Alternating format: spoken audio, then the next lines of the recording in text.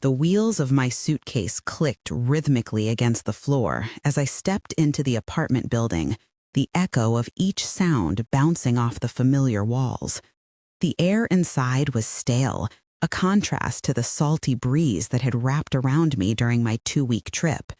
I paused by the mailboxes, where nothing significant waited, just coupons, a flyer for a local yoga class, and a credit card offer. Everything was just as I had left it, or so I thought. When I opened the door to my apartment, a faint scent met me immediately. Something green and floral, but not synthetic, a living smell, lush, real. My mind flickered back to the way the house had smelled when I first started collecting plants, how they filled the space with that soft, breathing presence. Only now it was richer, fresher, like someone had been caring for them. I let the suitcase roll to a stop and stepped out of my shoes. The floor was clean, too clean. No dust, no leaf litter, no forgotten mug by the sink. I didn't remember it being this tidy. The windows had been cracked open just enough to let air circulate. A folded kitchen towel I didn't recognize was hanging over the edge of the sink. The throw pillow on the couch had been moved, not carelessly, but deliberately, like someone had been sitting there, legs tucked beneath them, and then rose quietly, smoothing the cushion behind them. Then I saw it, a note on the dining table, folded in half. No name, no signature, just a short message in smooth, careful handwriting. They missed you. So did I. I read it again, my fingers hovering above the paper without touching it. The words buzzed in the air like electricity. My stomach twisted in a way I didn't fully understand. She had been here, my neighbor, the young one from across the hall, the one who always offered to help with the plants, the one whose voice rose like a melody when she laughed in the stairwell, the one whose eyes lingered just a second longer than they should have when we passed in the hallway. I looked around the room again, and now every detail felt changed. The monstera had been turned slightly to face the window, its leaves glossy and wide, a few new ones unfurling at the edges.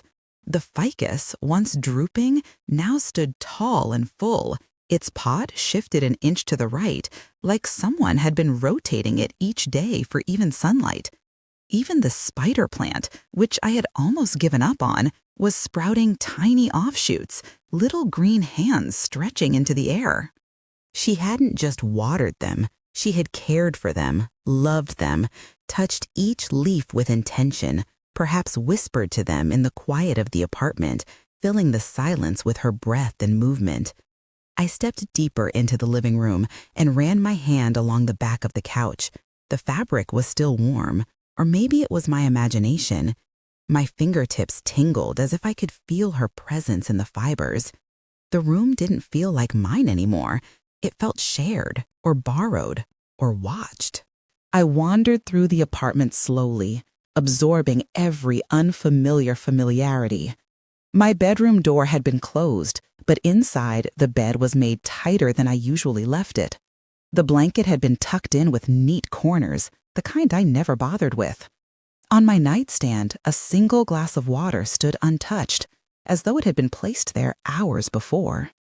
I imagined her walking barefoot through the apartment, pausing at each plant, each object, maybe even glancing at the framed photograph of me and my sister on the bookshelf. Had she looked at it? Had she picked it up? Had she imagined herself into my life as easily as she had slipped into my home? I moved toward the bathroom next.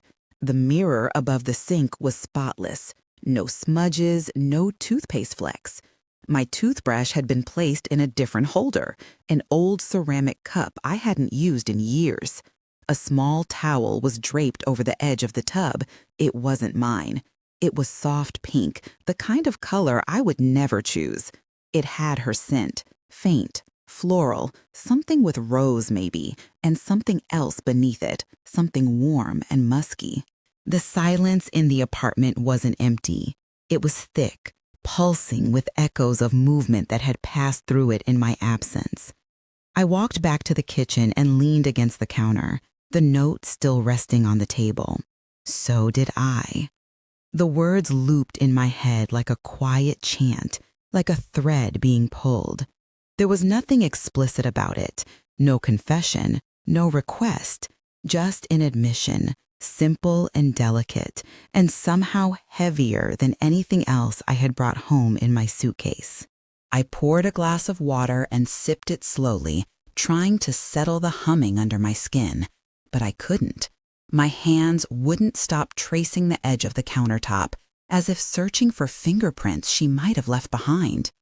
The awareness of her was everywhere, not overwhelming, but insistent, gentle and bold at the same time, the kind of presence that didn't demand attention, but refused to be ignored.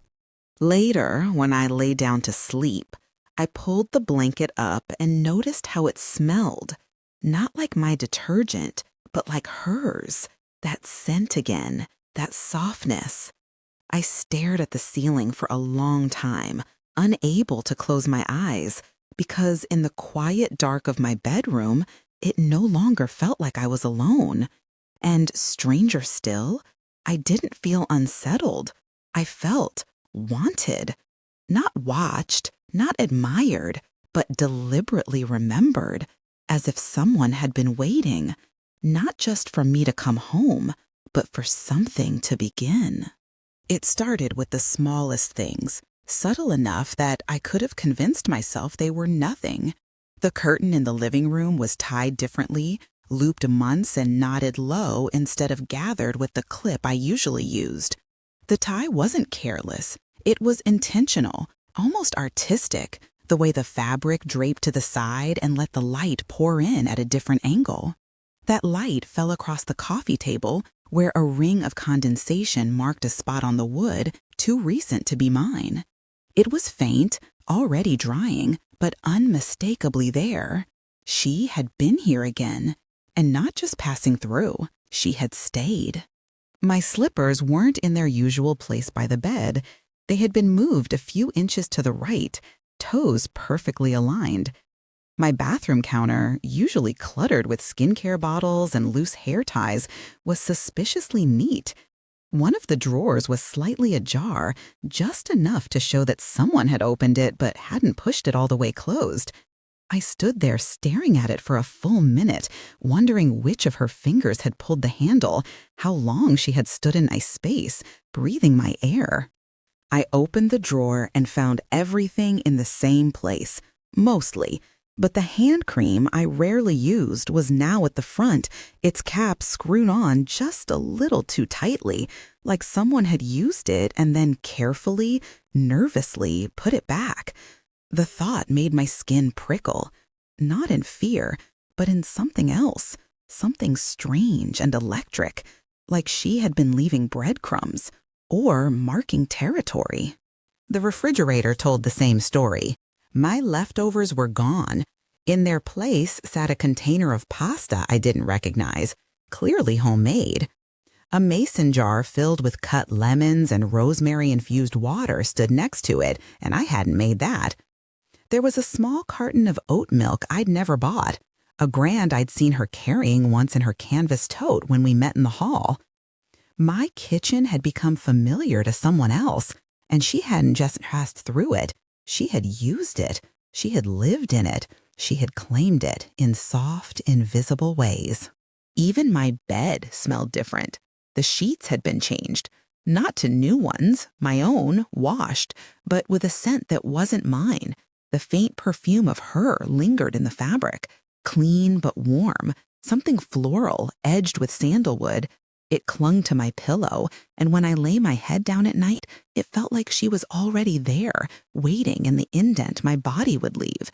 My dreams became more vivid, less linear. I started waking up confused, unsure if I'd heard the door open in the night or if I had imagined her voice in the hallway. In the living room, one of the books on the shelf had been pulled out just slightly. I hadn't read it in years. Its spine was dusty, but the edge of the cover was clean, like it had been held, maybe even opened. I reached for it, flipped through a few pages, and found nothing. No note, no mark, just that eerie sense of touch. The idea that her hands had been here, resting on words I once loved and now barely remembered, made something low in my stomach tighten. The succulents on the kitchen windowsill were thriving. One had sprouted a new offshoot, pale green and fresh. Another had been repotted entirely into a container I didn't recognize, something clay and glazed with delicate cracks in the finish. Where had she gotten it? Had she brought it from her apartment? Had she sat at my counter, soil on her fingers, carefully transplanting roots? It was so intimate, so deeply embedded in care that it made me dizzy. I started looking for the signs without realizing it. Each morning, I would walk the apartment slowly, scanning surfaces, touching door handles, sniffing the air like I might catch a trace of her. Sometimes I'd find a new coffee ring on the counter. Once, I found a bobby pin in the bathroom sink, gold, slightly bent. I held it in my palm like a relic, my thumb brushing the curve. I didn't throw it away. I placed it in the drawer atop a pile of cotton pads like it belonged there. Then came the day I found the hoodie. It was draped over the back of my dining chair. Oversized, pale gray, the fabric soft and worn at the elbows. It didn't smell like detergent. It smelled like her. That warm, lived-in scent with hints of citrus and something woodsy. I pressed it to my face before I could stop myself, inhaling deeply, my eyes fluttering closed. My knees felt unsteady. I didn't remember her wearing it, but I remembered the way she looked in things like it, casual, careless, as if comfort made her more beautiful. I folded the hoodie carefully, held it in my arms for a moment longer than necessary, and placed it on the edge of the couch. I told myself I'd return it. I never did. Even the digital world wasn't safe from her fingerprints. When I opened my laptop one evening, a browser window flickered open for a second before disappearing. The homepage had changed. The music playlist that started playing wasn't mine. Her taste, mellow, atmospheric tracks with soft vocals and slow beats. I listened. I sat in the dim light of the living room and let her songs play, one after another, as if she was in the room choosing them for me, as if she had been doing just that not long ago. I didn't know if she meant for me to notice all these things. Maybe they were accidental. Maybe she didn't care if I saw. Or maybe she wanted me to see. Maybe she was speaking to me in these quiet acts of presence. A toothbrush moved, a cup left out, a book shifted. Maybe this was her way of asking a question without saying a word. I began to feel like a guest in my own apartment, not in the way that made me uncomfortable, but in the way that made me newly aware of my surroundings. Everything had become sharper, more saturated. Her absence was everywhere. And yet, so was her presence. I found myself dressing differently. Looser shirts, softer colors. I started leaving things undone, letting the door swing slightly open at night, half hoping she might walk through it. I caught myself imagining her watching me from the window across the courtyard, her eyes following me as I moved through the kitchen, her breath fogging the glass as she waited. The apartment no longer belonged to me alone. It was a shared canvas now, even if she wasn't always physically there. I could feel her in the shadows, in the quiet, in the water glass by the bed, and the music on my phone. And though I didn't know what would come next, I was beginning to understand something undeniable. She had stepped into my life through the cracks, and now she was everywhere. It was late afternoon when I returned from the grocery store, arms full of paper bags and head clouded with the usual haze of a week nearing its end. The sun slanted through the blinds, casting golden ribbons across the floor. Everything looked exactly as I'd left it an hour earlier, except for one thing. Her shoes were by the door, neatly placed, soles lined up, facing the wall like they belonged there. I didn't hear anything at first. No music, no footsteps, just the hum of the refrigerator and the tick of the clock. Then I smelled it. Not her perfume, something more domestic, more immediate. Cinnamon, apples, a warm scent that felt like it had been simmering for hours, the kind that wrapped around you and whispered comfort. I walked softly through the living room, trying not to rustle the paper bags, my heart already thudding harder than necessary. She was in the kitchen. She didn't see me at first. Her back was turned, one hand resting on the counter, the other stirring something on the stove. She was wearing my robe, not borrowed, claimed, the same faded blue one I threw over chairs and left in piles, now belted around her waist like it was made for her. Her hair was slightly damp, curling at the ends, and her bare feet made no sound on the tiles. She moved like she belonged there, as if this were the most natural thing in the world, as if she had always been here, and I had only just remembered. I stood frozen in the doorway for what felt like minutes. My fingers clutched the bag handles tighter than they needed to. She turned slowly, and our eyes met. Not with surprise, not even with hesitation, but with something quieter, something heavier. The space between us shifted, not because we moved, but because the air thickened, pulled tight like a thread stretched to its limit. The bags hit the floor with a soft thud. I didn't mean to drop them. I think my body just stopped pretending. Her expression didn't change. She didn't smile. She didn't explain. She just stood there, watching me, the spoon still in her hand, the robe slipping slightly off one shoulder, revealing the curve of her collarbone. My eyes locked there, then moved lower, tracing the shape of her body beneath the fabric that once felt so casual and now felt impossibly intimate. I walked toward her slowly. Each step felt enormous, though the space between us wasn't much. I passed the edge of the couch, brushed my hand against the armrest, something solid to anchor me. The kitchen smelled like her and cinnamon and something I couldn't name. A quiet expectancy, a waiting. She didn't move. I did. Closer now until I could see the freckle on her jaw and the small wrinkle that formed when her brow furrowed slightly. The silence stretched long and soft, like a breath held too long. I reached out, not for her, not yet, but for the counter, something to steady the tremble in my hand. The spoon in her hand clinked softly as she set it down. Our shoulders nearly touched. I could feel the heat of her skin through the robe. The steam from the pot fogged the air, mixing with the pulse that beat between us. I turned slightly to face her, and in that motion, her hand brushed mine. Not by accident. The skin-on-skin contact was brief, but it lit something inside me like a fuse. I looked at our hands, then up at her face, and everything else fell away. No one spoke. No one had to. The distance between us dissolved, not with words, but with the gravity of everything we hadn't said. She reached past me, her arm sliding behind my back to open a drawer, but her fingers grazed my waist as she did it. A touch so light it could have been nothing, but it wasn't nothing. It was deliberate. Her skin lingered. My breath hitched. I stepped back, not to retreat, but to see her more clearly. Her body turned to follow mine.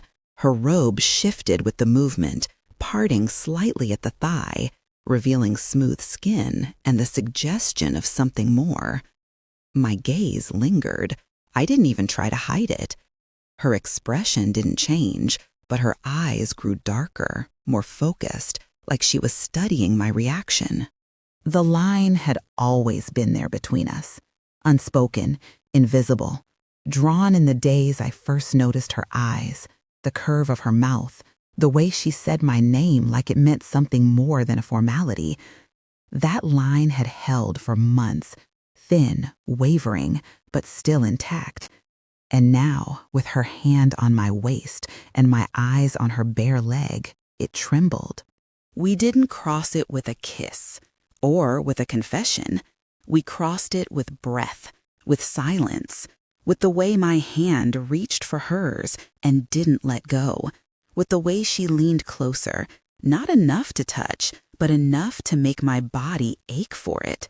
Her eyes searched mine, not asking for permission, but waiting for recognition, like she already knew what I wanted and was just giving me the space to admit it. And I did, not out loud, but in the way I leaned into her touch, in the way I let my fingers slide along her wrist, feeling her pulse race beneath her skin, in the way I inhaled deeply, taking in her scent, memorizing this moment before it broke. The robe fell slightly from her shoulder again. My fingers reached up and pulled it gently back into place. She didn't stop me. She didn't flinch. She just watched me with that same steady look, as if we were both on the edge of something we had seen coming for a long time. The tension didn't snap. It melted, softly, slowly, and in its place came a hush, deeper than silence, heavier than touch. I stepped away first, not out of fear, but out of awe. I needed distance to process the fact that something irreversible had happened, that she had crossed into my space, not as a guest, not even as a lover, but as someone who had been circling the same orbit for months and had finally found the courage to land. And I had let her. That night, I sat on the couch where she had surely sat before. I wrapped myself in the robe she had just worn. I ate the food she had cooked. Every bite tasted like her, warm, spiced, familiar. My home was still my home, but it no longer belonged only to me. And I realized as I touched my lips, still tingling with anticipation, that I didn't want it to, not anymore. The days that followed took on a strange stillness, like everything in my apartment had learned to breathe slower. Nothing was said between us, but something had undeniably shifted. The quiet wasn't uncomfortable.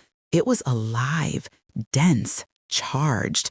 I moved through my home with a different kind of awareness, a subtle anticipation clinging to the air like humidity before a storm. Every room seemed to remember her, to hold the echo of where she had stood, where her fingers had trailed, where her warmth had lingered.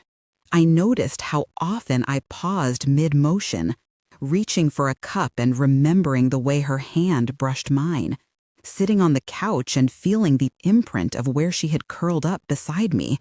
Even my clothes felt different, like her eyes had been on them before I put them on, as if she had already touched them without me noticing. When I walked barefoot across the hardwood floor, I imagined her steps overlapping mine, soft, certain, confident in their right to be there. She didn't visit every day, but I began to expect her all the same. I'd find myself listening for the sound of the hallway outside my door, the faint creak of the floorboards, the click of the handle. Sometimes it happened, sometimes it didn't. But the space between her visits stretched long and warm, like fingers reaching across a bed, just barely missing each other. The tension built in the small spaces, the glances that lingered too long, the shared silences during late-night TV, her body folded beside mine under the same blanket, her shoulder brushing mine just enough to make my breath catch. We never touched with intention, but our bodies seemed to forget that. Her legs would press lightly against mine when she shifted on the couch. Her hair would fall across my chest if she leaned too close. I started memorizing the weight of those moments. My skin learned to recognize her without contact.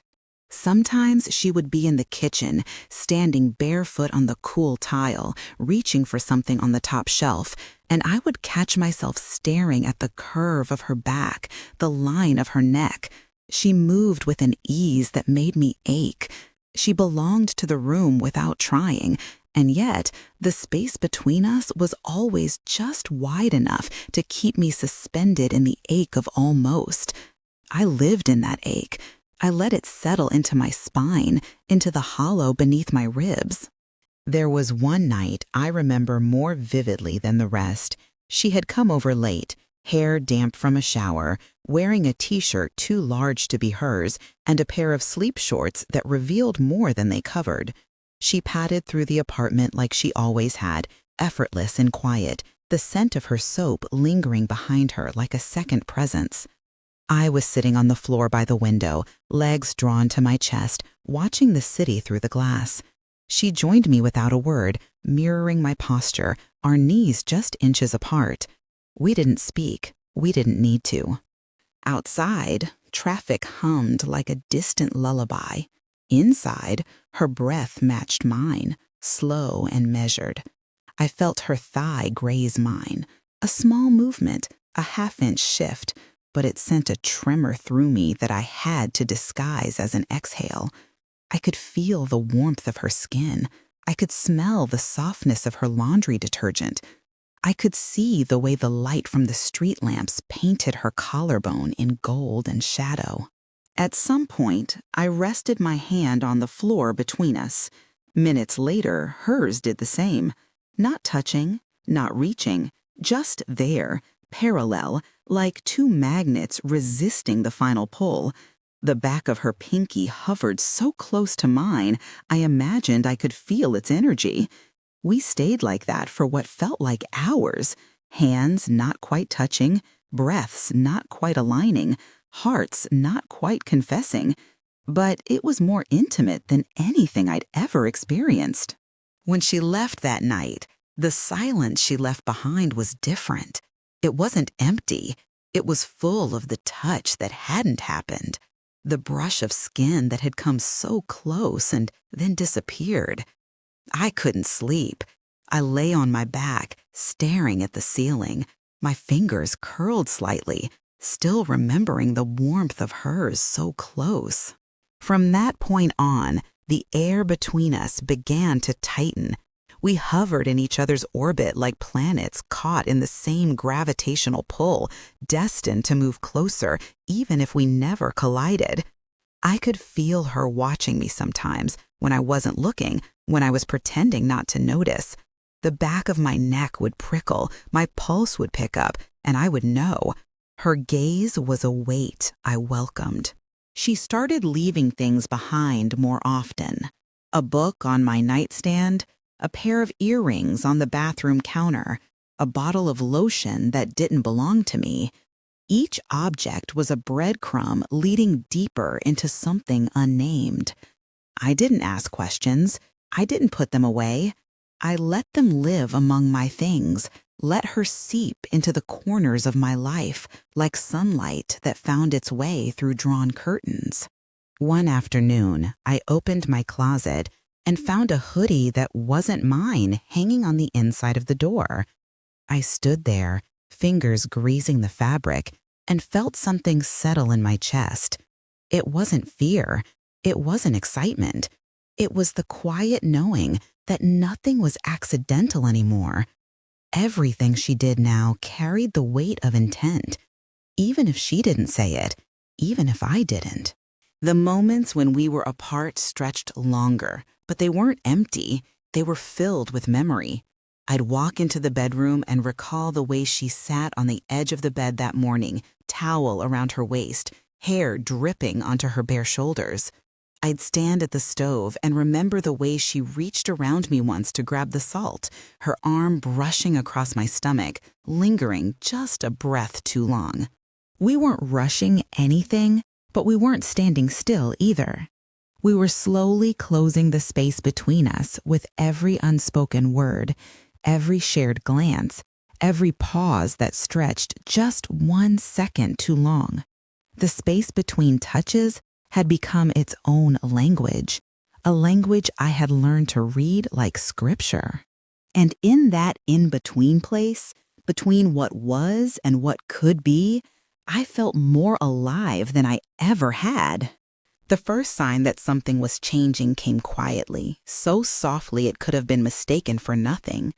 I woke up one morning and she wasn't there. That in itself wasn't strange. She didn't live with me after all. But I had become so used to her presence, to her weight beside me or the sound of her moving around in the kitchen, that her absence felt like an echo too loud to ignore. The sheets were cold. Her hoodie was gone from the foot of the bed. The silence felt unfamiliar, not peaceful, but hollow, like the room had been holding its breath and finally exhaled. I got up slowly, wrapped myself in my robe, and walked through the apartment. Everything looked the same, but it didn't feel the same. Her toothbrush was missing from the holder in the bathroom. The mug she always used was gone from the sink. I checked the laundry basket and realized the t-shirt she had left behind was no longer there. It was as if she had carefully, deliberately undone every trace of herself while I slept. I told myself it was nothing. Maybe she had gone back to her place to get something. Maybe she'd be back in an hour. But the day passed, then 2, then 3. I didn't hear from her. No texts, no footsteps in the hallway, no knock on my door. I tried not to panic, tried not to spiral into doubt, but everything in my body felt like it was slowly tightening into a knot I couldn't uncoil. On the 4th day, she came back, just as quietly as she had left. I was in the living room folding laundry when I heard the door open and close with its familiar click. My breath hitched before I even saw her. She walked in like nothing had happened. No apology, no explanation, just placed her bag on the floor and kissed my cheek in passing. I stood frozen with a pair of socks in my hands, watching her move through the apartment with the same ease as before. But something was different. It was in the way she didn't meet my eyes for more than a second, the way she moved a little too quickly, the way she avoided touching anything for too long, as if her own presence was temporary, fragile, rehearsed. She wasn't nervous, she wasn't angry, she was distant, intact, perfectly composed, like someone who had made a decision and decided not to explain it. That night, she fell asleep beside me, but she didn't curl into me like she usually did. She kept to her side of the bed. Her breathing stayed steady. I lay awake, eyes open in the dark, trying to match the rhythm of her inhales, wondering what had changed, what I had missed. I wanted to reach for her, to say something, anything, but I couldn't. I didn't know what to ask. I didn't know what I was mourning. Over the next week, she drifted in and out of the apartment like a tide I couldn't predict. Sometimes she stayed for hours. Sometimes she left without saying goodbye. I started noticing things going missing. Small things at first. My earrings, a pair of slippers, a book I'd been reading. Then larger things. A framed photo from the shelf, my favorite blanket. The more I looked, the more I realized how much of me was disappearing. I confronted the spaces where those things had been, as if they could offer answers. My vanity felt emptier. My closet had gaps. Even my pantry looked rearranged, as though she had stood there, choosing which pieces of my life to keep and which to take with her. She never said a word about it. She acted as though everything was the same, as though nothing had changed. But it had. I could feel it in the walls, in my skin, in the way I moved through the apartment with hesitation instead of comfort. One night, I opened my wardrobe and found it filled with clothes I didn't recognize. Not all of them, just enough to make me pause. Sweaters and shades I would never wear, a pair of boots I'd never seen before, a scarf that smelled like her but wasn't mine. I reached out and touched the fabric, my hand trembling. Somewhere along the way, my home had stopped being mine. She was inserting herself into the spaces I used to claim as sacred, replacing pieces of me with her own, so gradually I hadn't noticed until the weight of her presence was no longer comfort but control. Not in a cruel way, not in an obvious way, but with a quiet certainty that left no room for resistance. I couldn't find my old robe. My journals were gone from the nightstand drawer. The playlist I always fell asleep to had been changed, replaced with music that made my stomach twist, like hearing someone else's heartbeat where mine used to be. I didn't confront her. I didn't ask, because I already knew the answer. She wasn't leaving. She wasn't threatening. She was becoming. Slowly, carefully, she was transforming the apartment into something that looked like mine, but felt like hers. My habits were shifting too. I started drinking the tea she preferred. I stopped lighting the candles I used to love because she said the scent was too strong. I wore the clothes she complimented and avoided the ones she ignored.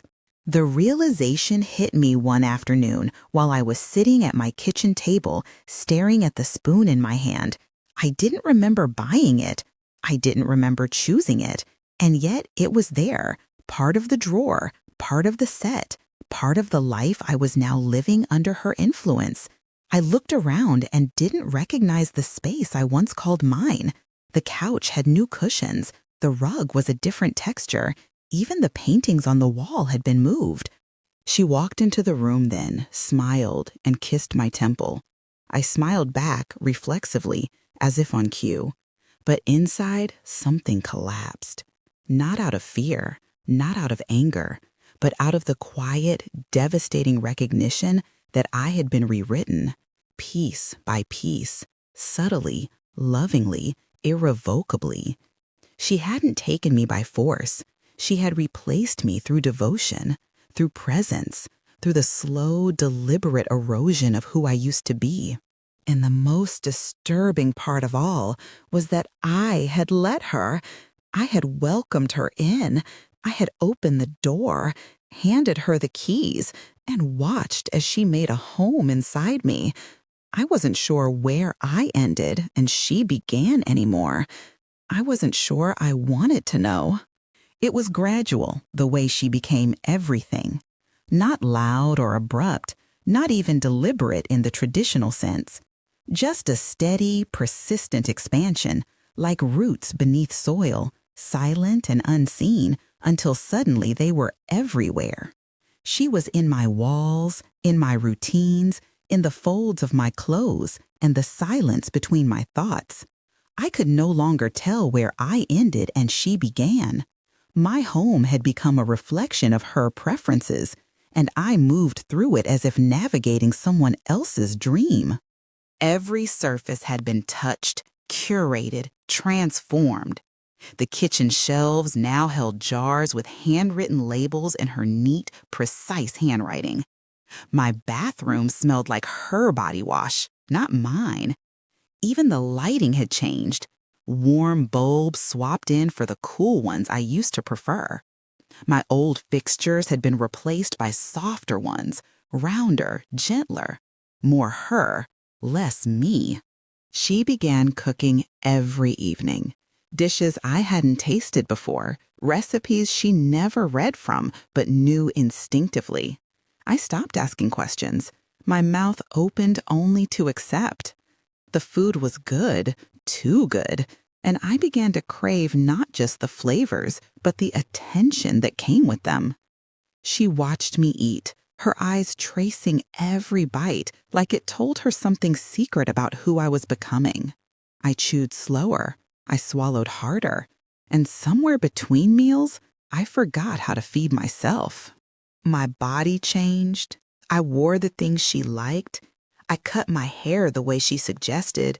I started painting my nails a shade I never would have geeked before her, but it matched the color of the pillows she brought home. I no longer had preferences. I had her reactions. If she smiled, I wore it again. If she frowned, it disappeared. My reflection in the mirror became softer, more agreeable. I didn't recognize the woman staring back at me, but she looked content. That was enough. Or it had to be. I found myself organizing my day around her patterns. When she wasn't here, I cleaned. Not because the apartment was messy, but because it made me feel like I was preparing something for her return.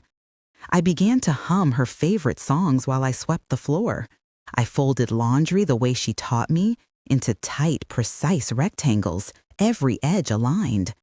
I began buying the groceries she liked before she asked. I anticipated her moods, her needs, her silences. When she was gone, the apartment felt wrong, stagnant, disoriented. I would sit on the edge of the bed, hands folded in my lap, waiting for the key to turn in the door, listening for the sound of her breath, the quiet exhale of her presence filling the room like a scent. She always returned eventually, not always with a smile, but always with purpose. And when she walked through the door, I exhaled because it meant I could exist again. Sometimes she brought new things with her, a throw blanket, a set of knives, a book I had no interest in but read anyway because she left it on my nightstand. Sometimes she rearranged the furniture, not drastically, just enough to alter the perspective. A chair turned slightly, a lamp moved closer to the window. She did it without asking, and I accepted it without protest. She never raised her voice. She never told me to change. But somehow I had. I stopped calling friends. I forgot birthdays. I deleted old photos from my phone, the ones from before her, the ones where I was laughing in ways she hadn't seen. My mother's voice on voicemail felt foreign. My own name sounded distant when I heard it in public. I had become a woman shaped by someone else's hands. One morning, I woke up and found her already dressed, standing by the window with her back to me. The light framed her body in soft silhouette. She was still, not lost in thought, rooted, steady, a presence so certain, so anchored, that I felt like the room orbited her. She turned to look at me, and something in her expression made my chest tighten. Not love, not cruelty, ownership. I smiled. She came to me and kissed my forehead like I was something she had planted and nurtured, and now I had finally bloomed into what she wanted. Her touch was gentle, but it burned in its gentleness. She ran her fingers through my hair, kissed the corner of my mouth, and I felt myself lean into it like muscle memory. It wasn't need anymore. It was obedience. Later that day, she moved her desk into the bedroom. Just a small table, a chair, her laptop. She placed her books beside my journals, her pens in the drawer where I used to keep old letters. I didn't say anything. I watched from the doorway as she organized the space that used to be only mine. When she was finished, she pulled me into the chair and sat on my lap, arms draped around my shoulders, her weight a quiet command. We stayed like that for a long time. I held her because she wanted to be held. I breathed because she was breathing. I smiled because she was watching. And in that stillness, I understood what had happened. I hadn't just let her in. I had let her take root. Inside me, around me, through me. There was no fight. There never had been. Just a slow, willing surrender dressed in affection. Her love was never loud. It was slow, insistent, inevitable. And now it was permanent. I was hers, not because she asked, but because she waited long enough for me to forget what I was before her. She didn't need to tell me she had won. I could feel it every time I walked into a room and saw only her fingerprints. I could hear it in the silence that no longer belonged to me. I could see it in my reflection, in the softness of my eyes, in the way I smiled without knowing why. The woman I used to be had been rewritten, one touch at a time. And I didn't resist. I let it happen. Because somewhere deep down, I wanted to be claimed. I wanted to be chosen. I wanted to be remade by someone who didn't just enter my world, but rooted herself so deeply within it that I could no longer breathe without her. Now, when I look around, I see her in everything. And when I look in the mirror, I see someone who has finally, completely become hers.